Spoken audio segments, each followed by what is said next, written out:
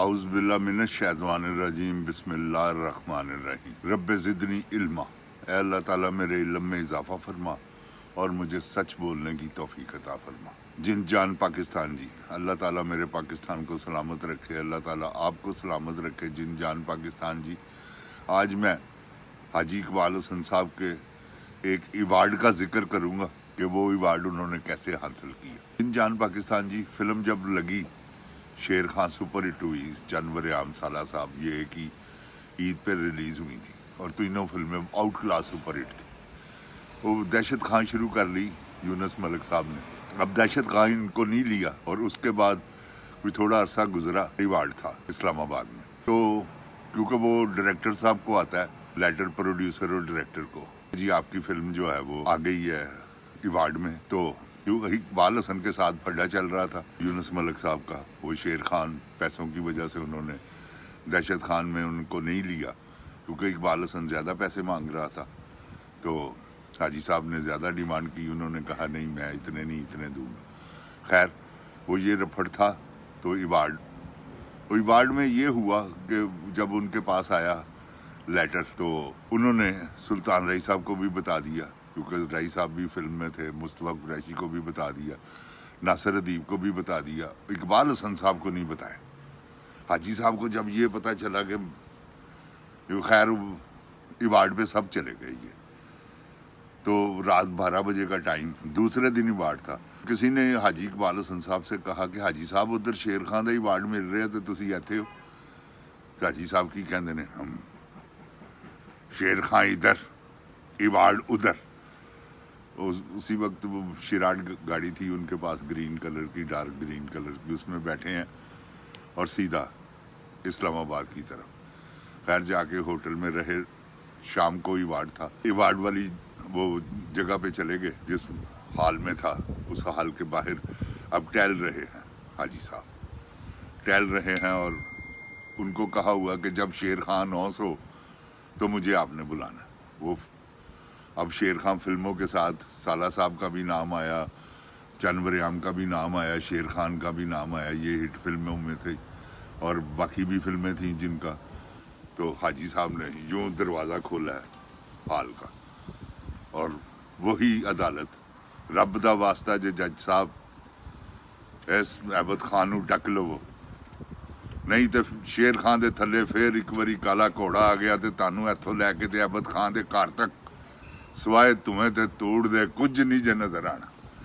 ये डायलॉग बोलते हुए अब वहाँ चले गए स्टेज पर। अभी अवार्डों पे तो नाम लिखा होता है ना फिल्मों का, तो अब तलाश कर रहे हैं अवार्डों में शेर खान किस पे लिखा हुआ। वो शेर खान लिखा हुआ था अवार्ड पे, जिस पे वो अवार्ड पकड़ कर तो पब्लिक से कहते हैं कि भैनों भराओ ये बताओ कि ये अवार्ड फिल्म में शेर खान कौन था। उन्होंने कहा जी आप। तो अवार्ड फिर किसका बनता है? अब कोई फैसला कोई कुछ नहीं सुना उन्होंने, अवार्ड किसका बनता है? तो पब्लिक ने कहा जी शेर खान थे तुसी हो, ताड़ा। अब अवार्ड पकड़ा, अच्छा स्टेज से नीचे उतरे हैं तो राई साहब, मुस्तफ़ा कुरैशी, नासिर अदीब साहब और यूनुस मलिक साहब एक ही रॉ में बैठे हुए थे फ्रंट सीटों पे। उनको कहते हैं अवार्ड शेर खान दा, हुण शेर खान दी मर्जी है, भावें रेहड़ी वाले नूं दवे ते भावें तानू दवे, पर तानू नहीं देंगा, रेहड़ी वाले नूं दे देंगा। तो ये उनकी जिंदगी का हाईलाइट वाकया था, शेर खान का अवार्ड उन्होंने, क्योंकि वो ही थे। शेर खान ही ऐसा बना है कि दिलीप कुमार साहब ने फिल्म देखी शेर खान, वो मेरा ख्याल है किसी अरब ममालिक में गए हुए थे, तो वहाँ उनके बड़े अच्छे दोस्त थे, वो उनमें पाकिस्तानी भी दिलीप साहब से मिलने के लिए, वो वहीं दिलीप साहब ठहरे हुए थे। तो उन्होंने, शेर खान नहीं आई थी, उन्होंने कहा जी वो उस पे, वो कैसेट पे, VCR पे, तो उन्होंने कहा जी हमारे पाकिस्तान में एक फ़िल्म बनी है शेर खान, तो हम चाहते हैं कि सर आप देखें फ़िल्म को। उन्होंने कहा कोई बात नहीं, लगाए मैं देखता हूँ। जब उन्होंने पूरी फिल्म देखी तो फिल्म देखने के बाद उन्होंने कहा कि ये शेर खान का रोल सिर्फ यही कर सकता था, अगर मैं भी करता तो ऐसा ना करता जैसा इसने किया। क्या नाम है इसका बताया। उस वक्त फिर दिलीप साहब से इकबाल हसन साहब का गायबाना तारुफ हुआ। ये हाजी साहब का एक क्रेडिट है कि उन्होंने, दिलीप कुमार साहब ने उनकी पूरी फिल्म 3 घंटे बैठ कर देखी। तो ये इकबाल हसन पाकिस्तान फिल्म इंडस्ट्री में अपनी नवैयत के एक अलग ही अदाकार थे। उन्होंने ये अमन में एक किरदार किया है, मैं कहता हूँ आप फिल्म देखें यार, क्या एक्टर था वो। हर रोल करना, हर रोल कर देना, ये था इकबाल हसन की खूबी। और काम ऐसे करता था लगन से, शौक से, क्योंकि ये काम है शौक का, लगन का। अब शान साहब ने काम किया पैसों के लिए किया। उन्होंने अपने यानी कि एक्टिंग की है ये सोच के कि जैसे बंदा दिहाड़ी नहीं लगाने जाता मजदूर, कि इधर से 50,000 पकड़ा, इधर से लाख पकड़ा, पैसे जेब में डाले और ठक ठक शूटिंग की और चला गया। एक समझ लें, इसको हम फिल्मी जुबान में कहते हैं हाथ वाला काम। तो यह हाथ वाला काम होने शुरू कर देता है ऐसे फिल्म इंडस्ट्री, क्योंकि कहते लगन नाल करने वाला काम है कि एक्टर ऐसे ऐसे होए ने कि शूटिंग की 5 दिन बाद तो पहले ही सीन ले लिया है, ਉਹਨੂੰ याद कर रहे हैं, ਉਹਦੇ ਫਿਕਰੇ याद कर रहे हैं, उस सीन ਨੂੰ याद कर रहे हैं, सीन ਨੂੰ याद कर रहे हैं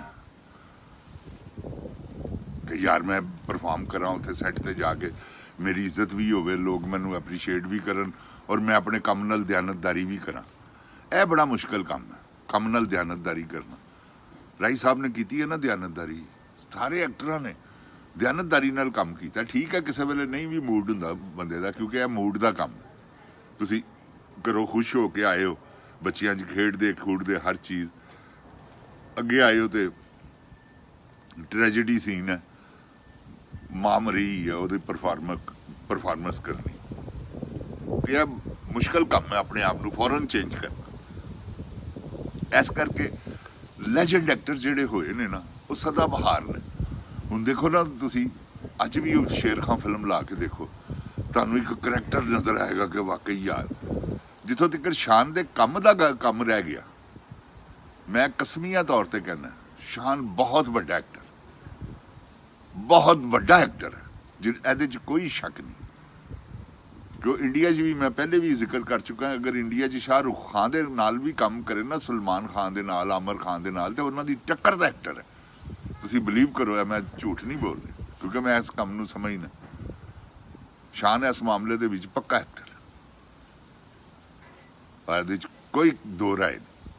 लेकिन की है, मुनाफक उड्डा ही वड्डा, कोशिश करता है कि सारा काम ही मैं ही स्क्रीन ते खराब करने वास्ते उन्हें सारा कुछ किया सी।